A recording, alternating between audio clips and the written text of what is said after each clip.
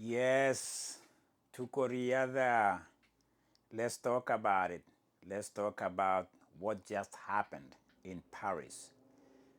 The last time we were in Paris, we were celebrating gold medals, medal count, victory, champions.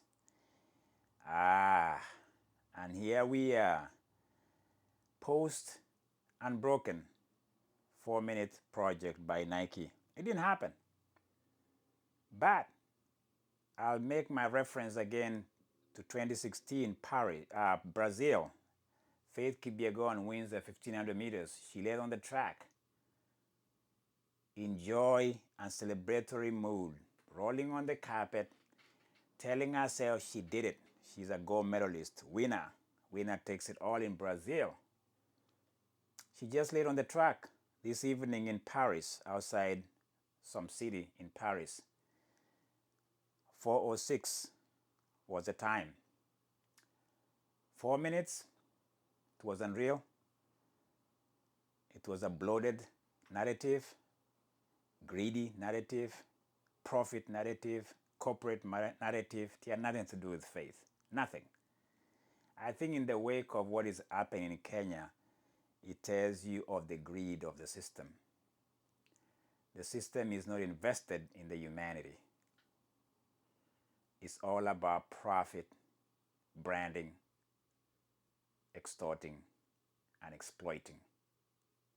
When I saw Faith Kipyegon laying on the track, exhausted, almost emotionless, I've never seen her running with her mouth open, gasping, laboring, looking for some form of oxygen.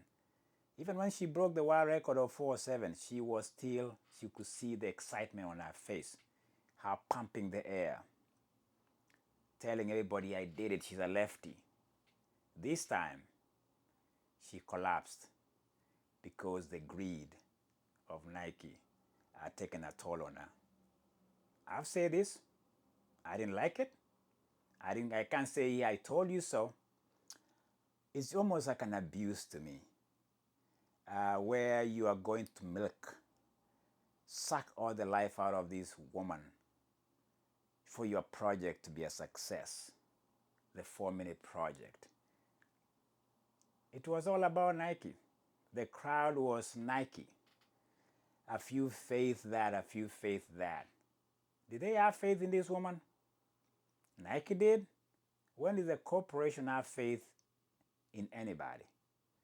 All they have is what can you give it to me? What is the bottom line? What's the profit? They are profiteering. That's what they are. Okay? So she ran 4:06. She could have done that without the help of any technology whatsoever. And she would have celebrated this with other athletes. Instead, she collapsed on the track in an outfit I got to tell you, those colors were just anything but.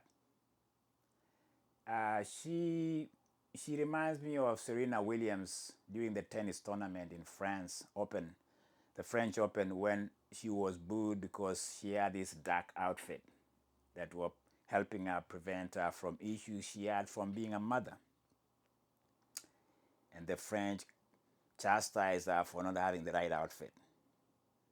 Faith Kipyegon, that outfit, that look was not her.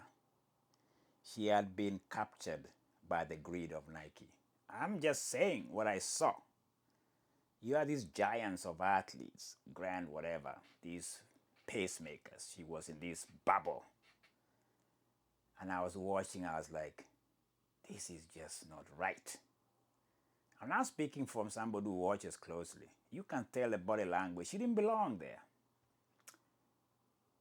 She was hijacked, exploited, and pretty much almost wrapped up in these shenanigans of a project. 4:06, she would have done that anywhere against the best of this world and would have celebrated even 4:06 from 4:07. What do we have? Almost a corrupt athletic planet. It looked like Michael Johnson set up. A crowd was there, empty stadium, Nike brand everywhere. Really? It was about Nike. It was pathetic. I'm just telling you what I saw. ESPN, the biggest channel of broadcasting in sports, they were calling it out. 301 at the 1200. I knew it. At 301, I knew she had ran herself to the ground. When she hit the back straight, you can tell she's like, where is my daughter? Where is me? She was lost. I've never seen her on the track just exhausted like that. 4 or 6 is not an exhaustion. It was mental. She was exhausted mentally.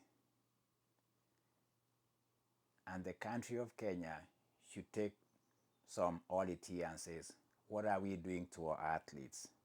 Exporting them to these corporations, allowing these corporations to milk them, take their dignity, take their careers, and trying to promote themselves instead. I'm sad, kind of very sad, really. That's not the Faith Kipyegon we saw, winning the gold medal in 15, breaking world records. I think Brazil was where she came of age. She didn't have to prove anything to us in France. She won medals last year when she was there, silver and 5K, 1500. She didn't have to do this. You know what to do this? Freaking Nike. Taking advantage of a country that doesn't have code of ethics. They don't protect their athletes. They just export them everywhere.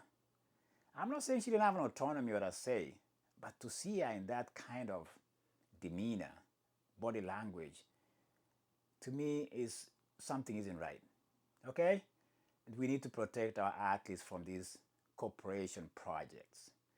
Why couldn't they not even think of Jakob Ingebrigtsen maybe breaking 340 in the mile? Huh? Have you thought about that?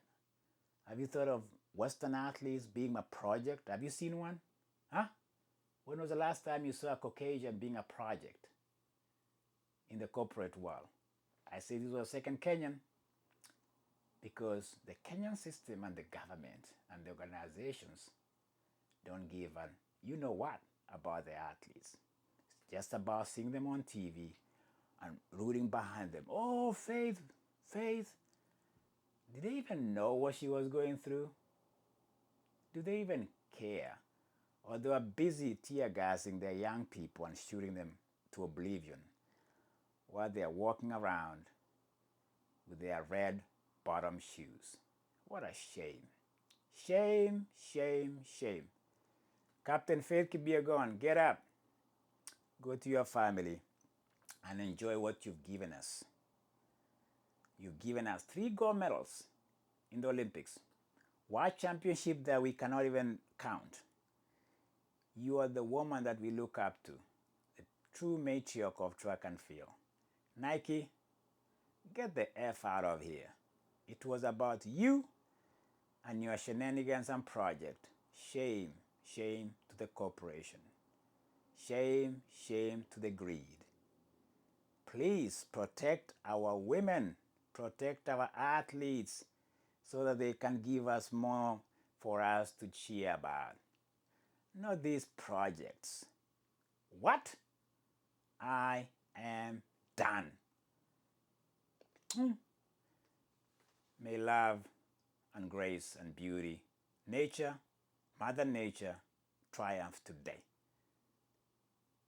It did. I told you so. Nature will triumph. No these shenanigans.